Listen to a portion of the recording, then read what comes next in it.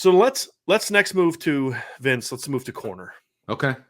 Did you give your grade for linebackers? Did you say A? Oh, I said You said A. Okay. I said A. So let's move to cornerback, Vince. And I'm gonna let you go first on this one because I'm curious what you're gonna have to say. I have a feeling that my opinion is gonna be a lot different. Before I give mine, I want everybody to, as Vince is talking, I want everybody to give us their cornerback grades. Oh, nice. Yep. Okay. All right.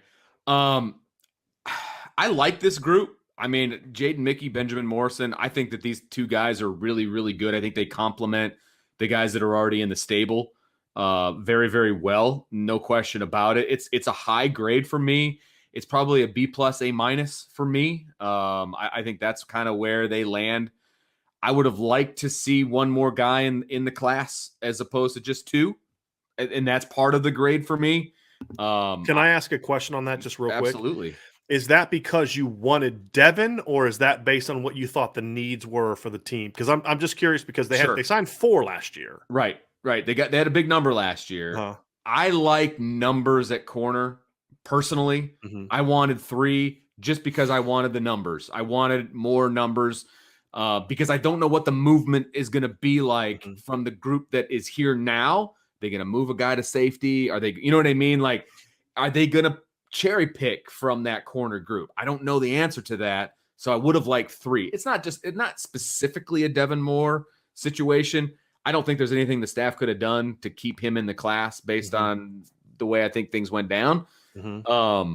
I just would have liked a third guy. That's really all it is. And that made in my head, right. I think that's why I knock it down a little bit. Right. I like the 2 guys that are in the class. I really like the 2 guys that are in the class. Yeah. I do. I just wanted a third guy. Yeah. And so that's why it's like an A minus, B plus in that neighborhood for me. Yeah.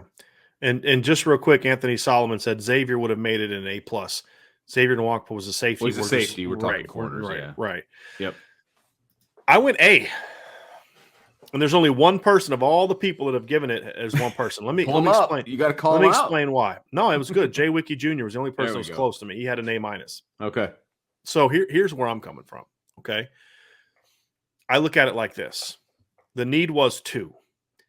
Devin Moore's a guy they loved and I loved, but he was a guy that was always sort of a guy that can play all over. Sure, he was a hybrid. So to me, he hurts the safety grade a little bit more. And if you want to ding them for not getting him, then I think you can. I'm not. The reason I'm not is because it's not the same at receiver. Because I'm dinging them for losing CJ and Amorian because they needed numbers-wise CJ and Amorian, right? So losing CJ and Amorian hurt you from you did not meet your need standpoint. It's not from you didn't get what you should have got or could have got. It's more of what did you get? And I don't think many people are going to disagree with me about Jaden Mickey. I think Jaden is smart. I think he's athletic. I think he's physical. I think he is battle tested. I mean, he's playing in some of the best, the best offenses and best skill in the country, for the league and the schedule he plays in. And to me, he's a better version of Julian Love coming out of high school. I'm not guaranteeing he's going to be a better college player than Julian Love. I don't know that. We'll have to see. I don't know what any of these kids are going to do. Right. Exactly. Coming out of high school, projecting. He's a better player because they're very similar athletically, both quick, sudden, agile guys. I think Jaden is more physical than Julian. Julian was never a real physical kid. In high school and college, he was never a guy that loved to come up and hit, right? I mean, And Jaden loves to hit. And I think he's every bit as instinctive, as smart as Julian Love, but I think Jaden's faster than what Julian Love was.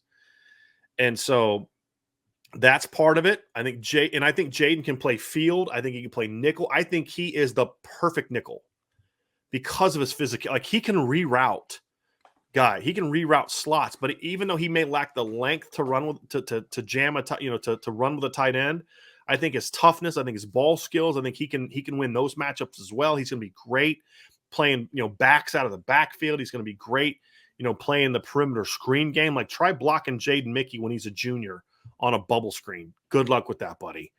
And his compete level, and we talked about this on the earlier show, his compete level is as good, if not better, than anybody in the class.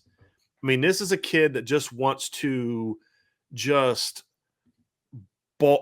battle you, right? He reminds me a lot of, this is going to sound kind of funny, and just from he reminds me a lot of Zeke Mata. And here's what I mean by that. Just from an attitude, because Zeke was the kind of guy I always said, if you're like, if we were talking like a real fight, you'd have to like knock Zeke unconscious, because otherwise he's just going to keep coming. Yeah, right. As long as he's conscious, he's just going to keep coming. And that's how I view Jaden. Like if you want to just, if you're going to have to just knock him out, because that kid's just going to, he's just going to keep coming. It's like, I'm a Marvel fan. Captain America and Iron Man are my two favorite characters, but it's, the when they're doing sort of the beginning story of Steve Rogers, and he's like, I can do this all. He's getting his butt kicked, but he's like, I'm not backing down. I love that movie. That's Jaden Mickey to me, but he's not a small, skinny, unathletic guy. He's athletic and he can play, but like the compete level I love, right? So that's number one. I think he's a 150 caliber guy.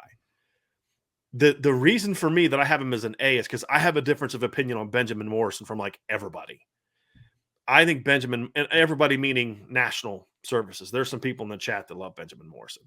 I think Benjamin Morrison's a top 100 kid, and I think Benjamin Morrison's got just outstanding upside.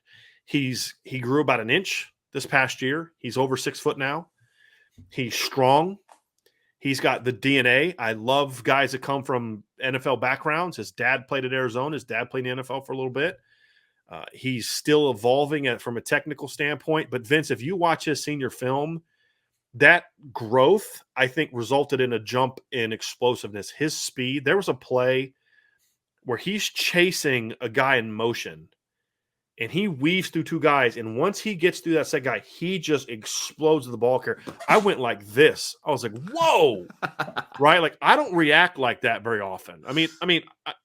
I've told you who I played against in high school, right? And I've been doing this a long time. I don't get wowed very often. We're like, I physically like, whoa. And he did that burst, that explosiveness was like, whoa, like that was impressive. And his foot, he's so smooth and fluid. Like, I love to me, to be a great corner, you've got to have you got to be an easy mover. And what I mean is it's just got to look natural, like almost to where like you may even come across as slow because you're just so smooth. And his change of direction is outstanding. I liked him a lot as a junior. I had him as like a top 125 to 150 guy. He's kind of raw. And then he made the jump he made as a senior, jumped way up. His upside grade went up. His overall grade went up. And so I think they met their need. I think they needed a legitimate boundary corner in this class. And I think he is it. So it's not just about the number of 2. They needed a guy that could really be a nickel and be a dominant nickel, and they got one. And when I say nickel, we're talking about a team that wants to be a 3-3-5, meaning the nickel is a starter. Nickel's a starter, yeah. And so, they got a nickel who I think could be elite, like a kid you don't take off the field because he can play the run. That's Jaden Mickey. And then you got a legit boundary, like a guy that you just put over there and say, that's your Sauce Gardner, but with 15 extra pounds. Like, that's the kind of player that I think Benjamin Morrison can be. If you don't agree with that, then you're going to think my grade is nuts. And I get it, completely get it. He's not, nobody has him in the top 200 nationally. I don't think anyone even has in the top 300. I think that's insane. We could argue whether or not I'm right, he's top 100, but for people to not have him in the top 300, to me, it seems nuts. Yeah. Alabama doesn't go out to Phoenix to try to get a corner who's not a top 300 caliber kid. Again, as a reminder to people, what does the head coach do? He coaches corners. He's the corners. And Bama wanted him. And Bama he has Benjamin. Produced some corners. Okay. So and again, I don't put a ton of stock into, people's offer lists and things like that, but there's certain ones that I do. Correct. And when Alabama is going after a corner, I'm putting stock in that. If Iowa has an offer to Midwestern offensive lineman, it makes me pause. Sure. If Iowa offers a Midwestern lineman, I'm like, I need to watch that kid's film again. Right. We could do this. Right. There's just some guys where you're like, it's not just school, it's the coach. Right. That guy knows that position. Right. And so, that's just kind of how I look at it. And now Bama was never a serious player because Benjamin wanted to go somewhere, was a good academic school. Washington, I'm told, is actually pretty good academic school. And it's a West Coast school, family there and all that. But that's ultimately why Notre Dame won out, that relationship with Mike Mickens and that. So to me, that's how I look at it. Now, the third corner thing to me, Vince, you could argue that if they need a third corner, he's in the class, and it's Jaden Bellamy. Right. But then you have no safeties. Zero Correct. safeties. What I'm saying is, like, if you need a third corner, sure. That's what. But that's why losing Devin Moore hurt. I took that out more on the safety position than I did corner. Right. Because again, for me, the need was 2, but also more specifically, you needed a nickel and a boundary, and they got those 2 guys. Because hey, look, I love Devin Moore. You know that. I had Benjamin Morrison ranked ahead of Devin Moore. You also know that. Mm-hmm. And this was before he was flipping. He's been ahead of Devin the entire time for me. Right. It wasn't, he's starting to flip. We got to put somebody else above him to make ourselves look good. Like, no, that's not how this works. Right. Yeah. So, and then you look at it and you wait till we do the 2-year grade. Well, I'm not going to get into that. We'll do that maybe tomorrow or Friday. I'll get with Vince and see what his schedule is. And if he can't do it, then it's fine. I'll do it. But because, he's got 5 kids and I don't. So he has other responsibilities. Just a couple. Yeah. It's all good. So anyway, that's kind of how I look at it. When I see the corner class, I just think it's a really good class. I think, to me, when you look at it with that front 7, that's a corner group that you can go win a championship with. Sure. That just and I know this is cheating, but you talked about the 2-year grade and what that could potentially look like. It's off the charts for me. I mean, I absolutely love the 2-year group of corners. And Benjamin Morrison, to me, is and you know what the statement's going to mean coming from me. Right. He is the best of the 6. Okay. And you know how I feel about Ryan Barnes. Yeah, I do. Yeah.